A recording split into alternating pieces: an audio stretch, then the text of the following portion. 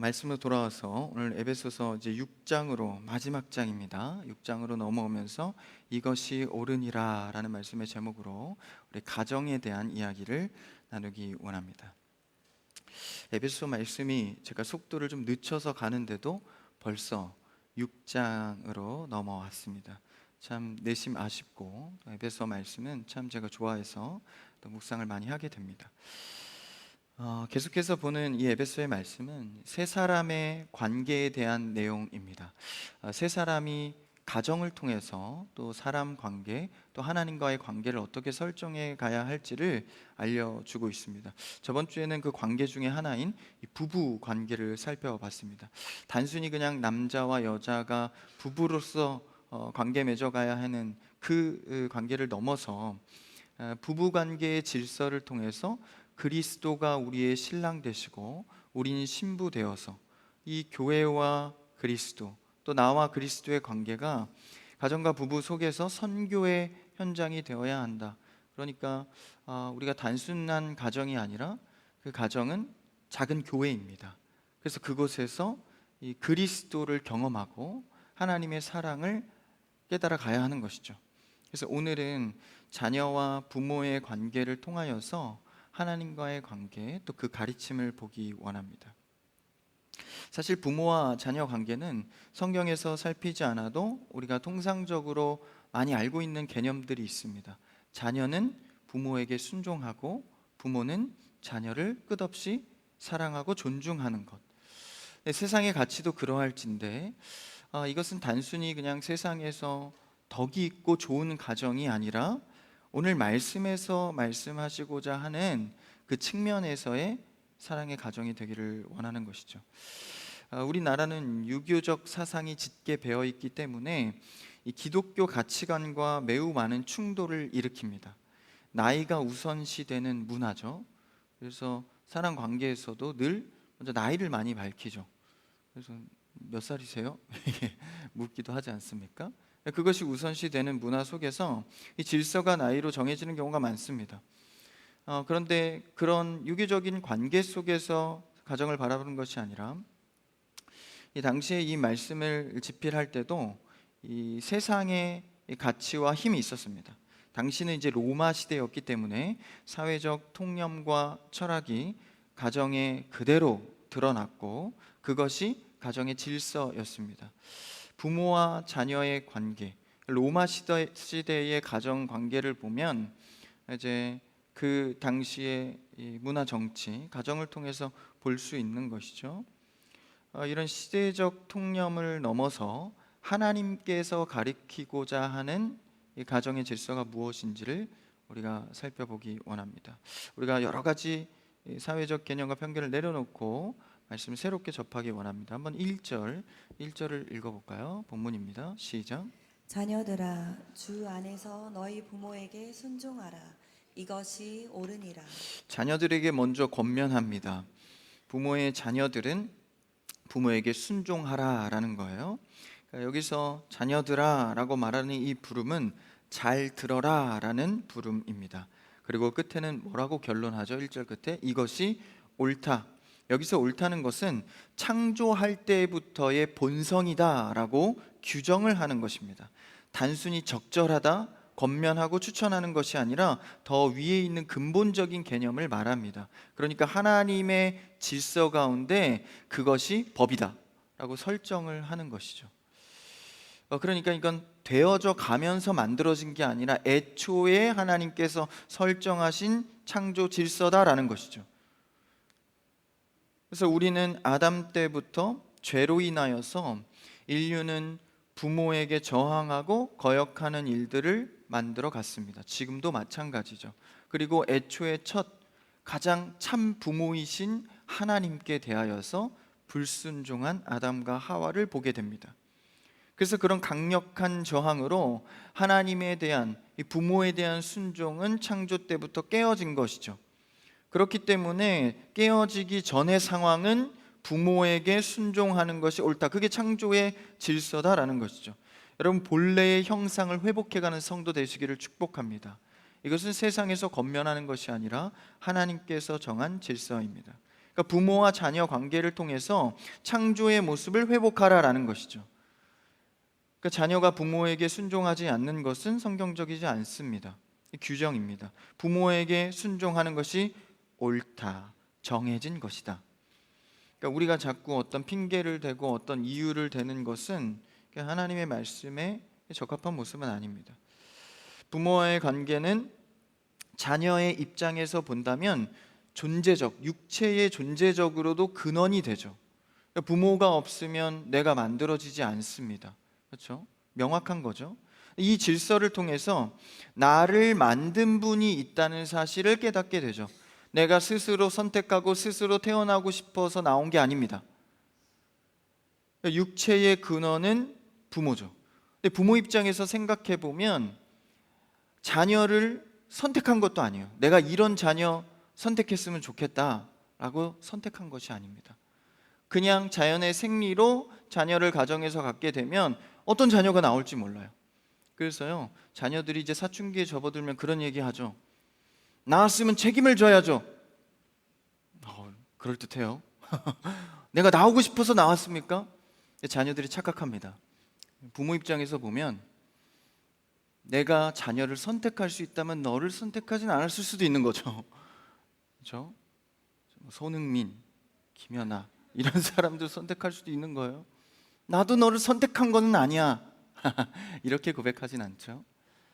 그렇듯 물론 이제 자녀가 부모를 통해 나왔지만 서로 다 선택해서 나온 건 아닙니다. 그렇다면 더 근본적으로 지으신 분, 영적으로 누군가의 선택과 누군가의 질서 가운데 자녀가 나왔다는 사실을 우리는 깨닫게 됩니다. 육체적 부모를 통해서 나오긴 했지만 영적으로 창조의 질서상 나오게 된 경로가 있다라는 것이죠. 그렇지만 우리는 육체적인 근본인 부모를 인식하기 때문에, 그렇죠? 부모가 나왔다는 사실을 알지 않습니까? 아무리 다리 밑에서 주워왔다고 해도 그러기엔 너무 닮았어요. 그러니까 인식하는 거죠. 아, 육체적으로 근본이 있구나. 그런데 우리가 인식하지 못하는 것은 만져지지 않고 보여지지 않은 영적인 이야기입니다. 하나님께서 나를 영적으로 선택하시고 부르셨다는 것, 이것은 참 믿기 쉽지 않습니다. 그러니까 육체적인 문제를 넘어서 영적인 문제를 보지 못하는 것, 그렇기 때문에 하나님의 자녀라는 사실을 간과하죠. 하나님께서 나를 선택하시고 부르셨다는 것, 그러다 보니까 육체적인 관계 설정으로만 그치는 겁니다. 여러분, 우리는 먼저 부모의 자녀이기 이전에 하나님의 자녀라는 사실을 기억하시기를 축복합니다. 그게 굉장히 중요한 거죠. 하나님의 자녀로 구원을 얻는 것, 그래서 영적으로 근원이 있다는 것. 부모가 자녀를 대신해서 구원을 제시해 줄 수는 없습니다. 반드시 영적 부모인 하나님께서 우리를 구원으로 이끌 수 있는 더 근원의 존재이신 것이죠. 그래서 참 부모이신 하나님과의 관계를 생각할 때 육신적인 부모의 관계도 내가 사랑으로 설정할 수 있는 것이죠. 이는 내가 묵상하다 깨달아지는 영역이 아닙니다. 그렇죠? 영적인 참 부모를 인식하는 것은 우리 쪽에서 깨닫는 것이 아닙니다. 외부로부터 성령의 은혜로, 영적인 은혜로 공감해야 하나님의 부모됨. 그래서 우리가 어떻게 고백하죠? 아버지. 그러니까 이런 고백은요, 쉽게 주어지는 것은 아닙니다. 예수님께서도 우리에게 기도를 가르쳐 주실 때 하늘에 계신 우리 아버지, 그러니까 내 아버지라는 거예요. 그러니까 내 아버지라는 인식이 들어오지 못하면 죄송하지만 기도하지 못합니다. 그러니까 기도를 한다는 것은 이미 하나님이 나의 아버지로서 요청할 수 있다라는 것이죠. 이런 성령의 은혜 가운데 부모와 자녀의 관계가 하나님과 나와의 관계를 통해서 경험되어지고 적용돼야 한다라는 것이죠. 여러분, 권면하기로 여러분의 가정은 하나님과의 참 부모와 자녀의 관계가 먼저 회복되어서 자녀와 부모의 관계가 하나님의 관계로 세워져 가기를 축복합니다. 그래서 육신의 아버지처럼 하나님 아버지라고 고백하는 것, 아무나 할 수 있는 고백이 아니죠. 그래서 육신의 아버지, 어머니보다 더 근본이신 창조주 하나님을 먼저 섬기는 참 그런 가정은 이미 복된 가정입니다. 그러면서 이제 6장 1절에서 주 안에서 너희 부모에게 순종하라, 공경하라라는 것이죠. 그런데 이것이 사실은 먼저 일찍이 구약에서 했던 말씀입니다. 오늘 본문에서 이 2절 말씀을 한번 읽어볼까요? 그 다음 절이죠. 시작. 내 아버지와 어머니를 공경하라. 이것은 약속이 있는 첫 계명이니. 아버지와 어머니를 공경하고 순종하라고 얘기하는데, 이것이 약속, 그러니까 신약 입장에서는 약속의 책이 뭐죠? 구약입니다. 아직 신약이 완성되기 전이죠. 신약이 쓰여질 때는. 그러니까 여기서 약속이라는 것은 구약의 율법을 말합니다. 모세 오경이죠. 그것의 첫 계명이라고 말합니다. 한번 그럼 본문을 원문을 찾아가 봐야겠죠. 출애굽기 20장 12절에 이 내용이 나옵니다. 출애굽기 20장 12절입니다. 같이 읽을까요? 앞에 있습니다. 시작. 내 부모를 공경하라. 그리하면 내 하나님 여호와가 내게 준 땅에서 내 생명이 길리라. 이 출애굽기 20장에 나오는 이 10계명 중에 한 이 대목인데, 굉장히 이 부분이 흥미로운 것은 이제 그 부분을 나중에 20장을 찾아서 읽어보시면 첫 계명이 뭐죠? 하나님, 그리고 두 번째는 우상 문제, 세 번째, 네 번째까지도 계속 이 안식일 지켜라 하면서 하나님과의 내용입니다. 대신 관계, 하나님과 인간의 관계죠. 그다음에 5계명부터 10계명 6가지는요 대인 관계입니다. 인간과 인간의 관계를 어떻게 해야 될지.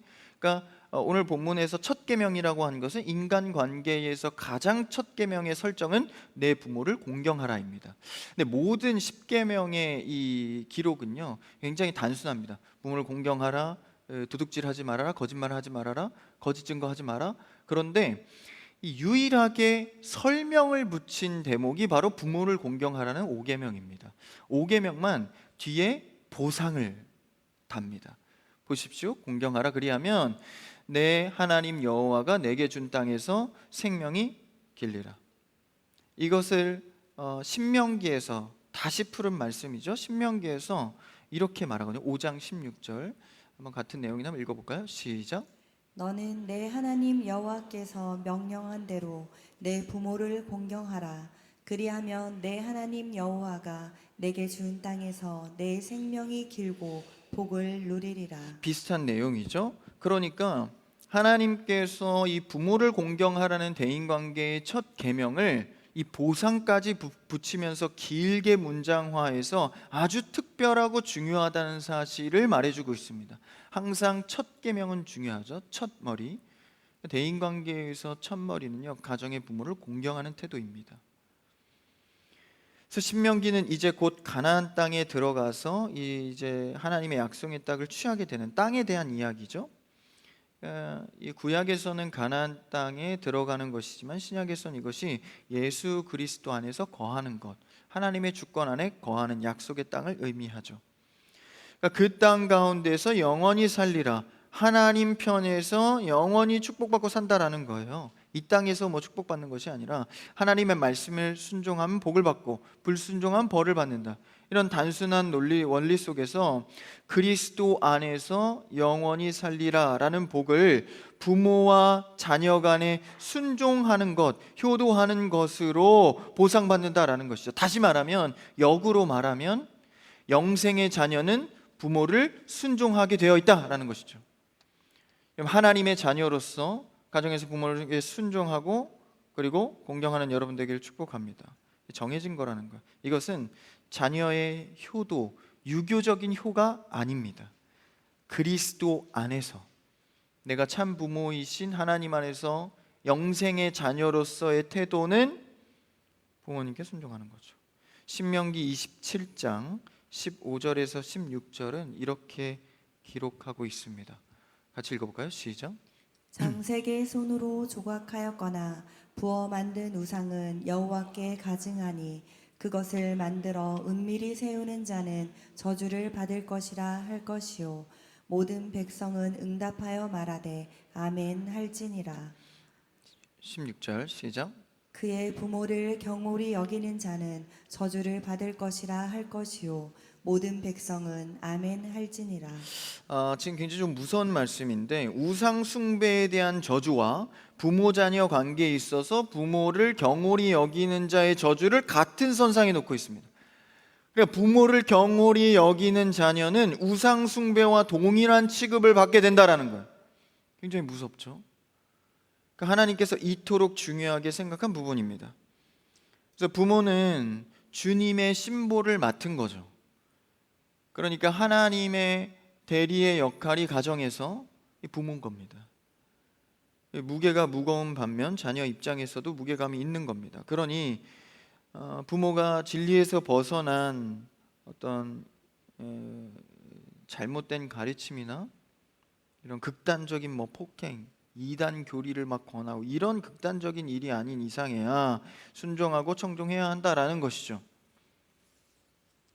그러나 부모의 말을 듣는 것이 그저 쉬운 일은 또 아닙니다. 돌아보면 참 이렇게 자녀가 부모 말을 참 안 듣죠. 그래서 이런 죄성을 가진 이 부족한 인간의 공동체이기 때문에 사실 더 노력하고 조심해야 되는 게 가정의 관계인데 참 안 되는 것 같습니다. 물론 가정에 사연 없는 집이 어디 있겠습니까? 상처 없는 집이 어디 있겠습니까? 그래서 말씀을 통해서 더 갱신되고 주의 자녀라는 사실에 감사하며 기준을 둘 수 있는 말씀이 있으니 우리 가정은 사실 감사한 거죠. 사실 부모도 처음이라 이게 다 배우고 시작하는 게 아니니까 어떤 기준이 그렇게 쉽게 정해지진 않아요. 가면서 정해지잖아요. 근데 참 이 성도는 좋은 게 말씀이라는 기준이 있지 않습니까? 그래서 부모와 자녀 관계도요 계속해서 갱신해야 합니다. 그냥 굳어지고 시간 흘러가는 대로 방치하는 관계가 아니라 이렇게 대해야겠다, 이렇게 순종해야겠다, 오늘 말씀에서 이렇게 이런 은혜를 줬는데 내가 자녀에게, 내가 부모에게 이렇게 해야겠다. 멈추면 안 되는 것이죠. 근데 부모와 자녀의 관계는 허물이 없는 관계다 보니까 이런 노력보다는 본성이 앞설 때가 많습니다. 근데 여러분, 가정도 노력해야 됩니다. 성경에서는요 부모는 자녀에게, 자녀는 부모에게 어떻게 하라고 권면하고 있죠. 그러니까 본성대로 그냥 편하니까, 허물 없으니까 막 대하라는 게 아니라 일정 노력이 필요하다라는 것이죠. 그래서 부모님들이 서운할 때가 언제예요? 너는 다른 부모에겐 그렇게 잘하는데 너 나한테만 왜 그러냐? 이런 고백하지 않습니까? 엄마도 나한테만 그러잖아. 이렇게 고백하면서, 그러니까 본성과 죄성이 사실은 허물 없는 가정에서 가장 이렇게 노골적으로 드러날 때가 많죠. 그래서 가정을 보면 참 내가 죄인이다라는 생각을 많이 하기도 합니다. 짜증내고 못 참고 밖에서 쌓였던 거 풀기도 하고 내 욕심대로만 하고 그런 모습들을 보게 됩니다. 그러니 우리의 본성을 누를 힘은 외부의 성령의 힘, 영적인 기준이 필요한 것이죠. 여러분, 말씀의 기준으로, 영적인 기준으로 부모가 자녀를 양육할 수 있기를, 자녀가 부모를 공경할 수 있기를 주님의 이름으로 축복합니다. 이 타락한 본성이 앞서다 보니까 이제 욱하고 잘못된 태도를 보이게 되죠. 그런데 기억해야 할 것은 성경은 이것을 우상 숭배와 같은 선으로 논다라는 것입니다. 부모를 공경하지 않는 것에 대해서 우상 숭배의 저주다라는 것이죠. 그래서 우리가 가정과 또 부모를 성경적으로 어떻게 인식하고 바라볼 것인가, 다시 오늘 본문으로 돌아와서 마지막 절이죠, 4절을 한번 읽어볼까요? 4절 시작. 또 아비들아 너희 자녀를 노엽게 하지 말고 오직 주의 교훈과 훈계로 양육하라. 아비들아, 이제 이 부모를 내포하고 있는 겁니다. 어머니가 없는데 당시 시대상은 이제 사회적인 인식이 아버지의 어떤 절대적인 결정권자의 인식이 있었기 때문에 부모를 이야기하는 거죠. 근데 이 아비들에게 이런 권면을 하는 것은 너희 자녀를 노엽게 하지 말라는 거예요. 너의 이 의지대로, 너의 뜻대로만 자녀를 막대하지 말라는 겁니다. 근데 이런 이야기가 오늘날에도 그대로도 적용되지만 당시 시대상으로는 더 짙은 어떤 색이 있었던 것은, 당시의 로마는 이 힘이 선이었던 시대입니다. 그러니까 힘이면 그게 우선시되는, 힘이 진리예요. 그래서 팍스 로마, 힘이 지배하는 평화라고 하지 않습니까? 힘이 있으면 다스릴 수 있다라는 것이죠. 그게 로마의 기본 철학인데, 그러니까 이것이 그대로 가정에 묻어나는 거예요. 그래서 약한 자녀, 부모 마음에 들지 않는 자녀는 부모 마음대로 버리는 경우들이 생깁니다. 병든 자녀, 날 때부터 좀 잘못된 자녀가 있으면 힘이 없는 자녀는 자신의 뜻대로 멋대로 처리했습니다. 심지어 죽이기까지 하고 버리기까지 하고 팔아버리는 경우도 있었다라는 것이죠. 지금으로 생각하면 끔찍하지만 팍스로마, 힘이 지배하던 그 시대에서는 힘이 우선 가치였던 것이죠. 그러니까 이런 시대에서 자녀들의 입장에서는 이 부모, 아버지에 대한 이런 분노를 갖고 있는 자녀가 당연히 많았습니다. 그러니까 힘을 인정받지 못하면 자녀가 취급을 못 받는 거예요. 그러다 보니까 그런 형태에서 자연스럽게 자녀들이 노하게 되는 거죠. 실제로 청년이 되고 성인이 되면 어떤 다른 생각을 막 갖게 되고. 여러분, 그런데요, 형태는 조금 다르지만 오늘도 자유롭고 평등하고 인격적인 시대라고 말하지만 특별히 자녀가 부모를 원망하고 화를 갖고 있고, 여러분, 그런 청년들이 생각보다 많습니다. 그래서 이런 뒤틀린 가정의 모습들이 성경의 영적 기준을 두고 있지 않기 때문에, 그래서 자녀들이 우울감, 불안감, 낮은 자존감의 문제로 사회성이 없다는 그런 평가를 받으면서, 물론 부모도 속 썩는 일들이 많지만 여러분, 자녀들의 이야기도 들어봐야 합니다. 그러니까 부모는 생각보다 오히려 표현을 더 많이 하거든요. 자녀를 어떻게 어릴 때부터, 말 못할 때부터 하잖아요. 생각보다 자녀는 많이 표현하지 않습니다. 그냥 어느 날 짜증나서 화내는, 여러분, 그건 표현이 아닙니다. 실제의 얘기는 마음속에 있는 거죠. 그래서 생각보다 자녀는 부모에게 풀지 못해요. 푸는 것 같지만. 자녀의 이야기도 사실 잘 들어봐야 합니다. 그러니 부모는 자기의 마음의 표현대로 다 하면서 자녀의 마음은 실제 들어보지 못한, 그러다 보니까 이게 마음에 어려움들이 생기는 것이죠. 시편에서 말하기로 여호와께서 자녀에 대해서 자녀를 너희에게 주신 기업이라고 말하지 않습니다. 여호와의 기업이라고 말합니다. 여호와께서 주신 기업이 아닙니다. 여호와의 기업입니다. 아예 여호와 것이라는 거예요, 자녀가. 자녀를 하나님께서 주신 소유물 개념으로 생각해서 강요하고 폭행하는 일들, 여러분, 말도 폭행입니다. 그러다 보니까 하나님께서 나에게 주셨다가 아닙니다. 하나님 겁니다. 그러니까 맡겨 놓으신 거죠. 이는 성경적이지 않습니다. 그래서 자녀들을 감정적으로 대하는 일들을 하지 말라고는 권면하지 못하겠고 줄이셔야 됩니다. 줄이셔야 됩니다. 왜 감정적으로 대하지, 아예 못 그렇게 하지 못하는 것은 좀 어렵죠. 분명 하지 말라고 권면하는 게 맞지만 사실 현실적으로 어려운 부분이 많습니다. 우리 죄성이 있으니까. 그러나 여러분, 우리는 자녀가 노엽게 되지 않도록 감정적인 일들을 줄여야 합니다. 그래서 여러분, 팁을 하나 드리면, 너무 흥분되고 화날 때면 훈계하시면 안 됩니다. 그래서 그렇게 올라오시면 이제 다른 곳에 가서 부부가 상의해서 어떻게 혼낼까 이렇게 좀 감정을 누그러뜨리시고 그 다음 훈계해야 합니다. 분한 상태로 자녀를 대하는 것은 죄를 짓게 됩니다. 우리가 그 전에 봤죠? 에베소 4장 말씀에서 마귀에게 틈을 주게 된다라는 거예요.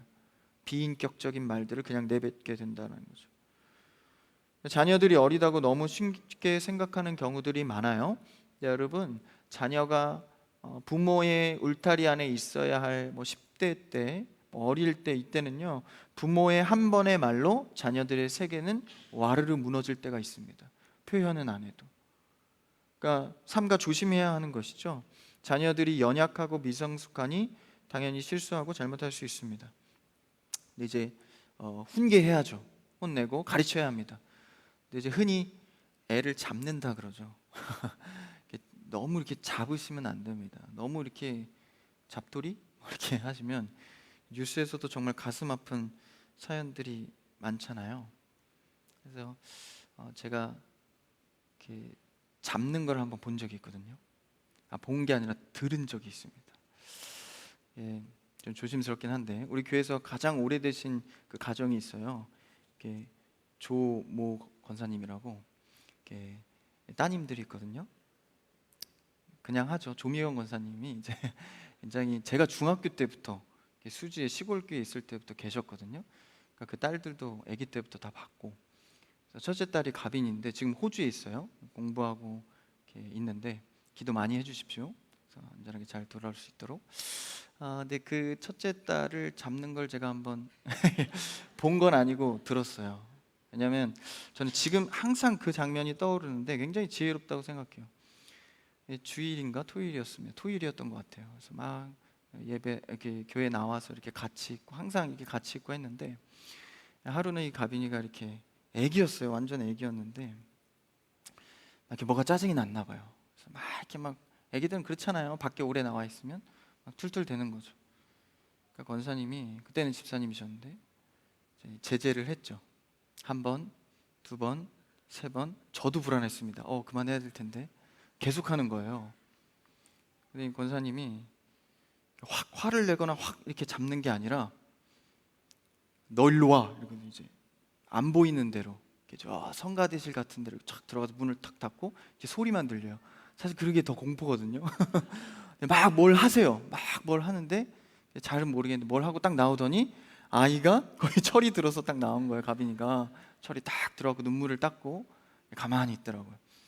저는 그게 굉장히 지혜롭다고 생각했습니다. 보통 요즘의 부모님들은 바로 그 자리에서 그냥 자기 감정 표출 다 하고 할 거 다 하거든요. 조명사님 죄송하지만 많이 다 들렸습니다. 저는 굉장히 지혜롭다고 생각했어요. 그때서 제가 지나고 무슨 생각을 했냐면 나도 크면 저렇게 해야지, 저렇게 해야지. 이렇게 감정을 막 드러내고 자기 하고 싶은 대로 다 하고가 아니라 그런 지혜로움들이 그때그때마다 필요하다는 거예요. 주위의 사람들은 좀 이게 이 하나님께 지혜를 구하고 좀 그런 적용을 많이 해야 됩니다. 요즘의 자녀들이 부모의 스킨십, 소통, 대화, 눈맞춤이 적은 시대입니다. 왜냐하면 다 맞벌이잖아요. 그래서 이 중요한 시기 때에 아이와 눈 맞추고 대화하는 시간들이 기능적으로 다 약화가 되어 있습니다. 그러다 보니까 애는 케어해야 되고 시간은 없고 스킨십은 할 수 없으니까 이제 기능적으로 할 거는 빨리빨리 하루에 해야 되잖아요. 숙제했냐? 뭐 했냐? 오늘 했냐? 뭐 잘못했으면 혼내기 바쁘고 그런 시간만 해도 부족한 거예요. 그러다 보니까 이제 좀 스킨십 할 시간들, 눈 맞출 시간들이 굉장히 적죠. 사실 부모도 자녀 대하는 것에 대해서 알고 하는 게 아니죠. 하다 보니 알게 되는 것들이 많은데 4절에서 우리가 한 가지 배울 것은 자녀를 노엽게 하지 말라는 거죠. 왜 노엽게 합니까? 모르니까. 부모도 잘 모르니까. 그래서 권면하기로요. 4절을 다시 보십시오. 노엽게 하지 말고 오직 주의 교훈과 훈계로 양육하라. 할렐루야. 주의 교훈과 훈계로 양육하라. 어디로 가야 하는지에 대한 길의 제시, 그리고 다시 돌이켜 갈 수 있도록 훈계하는 것. 그렇죠? 길 제시하는 게 교훈이고 돌이키게 하는 것이 훈계잖아요. 그런 것들을 내 감정과 경험으로 하지 마시고 말씀의 가르침으로 하라는 거예요. 세상의 수단과 방법, 야 요새 대세가 이거래, 너도 이거 해, 야 이렇게 해야 살아남는데 한번 해봐가 아니라 성경에서 뭐라고 하고 있는지, 야 하나님 눈치 보면서 평생 살아야 돼. 사람 눈치 보지 말고 주의 성수하고 기도의 시간은 꼭 떼어서 1분이라도 하루에 기도해야 돼. 그런 권면을 하라라는 것이죠. 그런데 부모가 주의 말씀을 모르는데 어떻게 주의 말씀으로 교육하겠습니까? 부모가 주의 말씀에 노출되어 있지 않은데 주의 성수도 하지 않는데 어떻게 교육하겠습니까? 그러니까 우리는 하나님의 말씀을 먼저 배우고 자녀를 양육해야 합니다. 그리고 참 이 좋은 교육의 현장이 뭐죠? 바로 교회입니다. 교회 안에서 교회의 질서를 배우고, 그렇죠? 배운 것을 가정에 적용해보고, 교회 생활과 여러분 가정의 생활에 이질감이 없기를 바랍니다. 야 우리 아빠는 교회에서는 굉장히 착해. 그래서 내가 교회 가서 용돈 달라 그러잖아. 그럼 주시거든. 집에 와서 그럼 뭐 이렇게.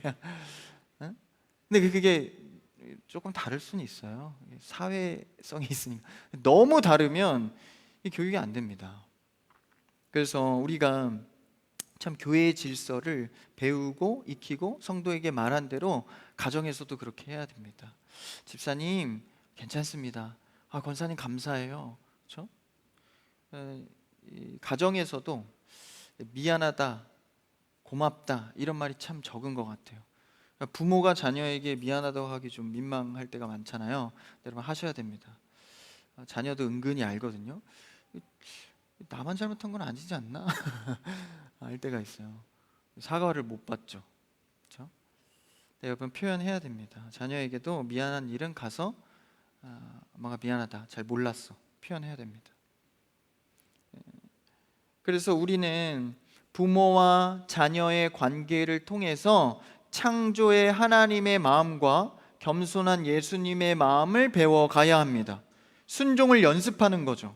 자녀가 부모에게, 부모도 자녀에게. 부모는 하나님의 말씀에 순종하잖아요. 그렇죠? 그러니까 그 순종이 가정 내에서도 흐를 수 있도록 훈계하고 서로를 돌아보는 것이죠. 자녀 역시도 마찬가지입니다. 여러분, 제가 이번 여름 교육부를 이렇게 바라보면서 참 이 교육부가 참 건강하다라는 생각을 해요. 참 애정이 있는 선생님들도 많고, 그래서 우리 교육부에 자녀들을 안심하고 보내는 여러분 되길 축복합니다. 전도도 많이 하세요.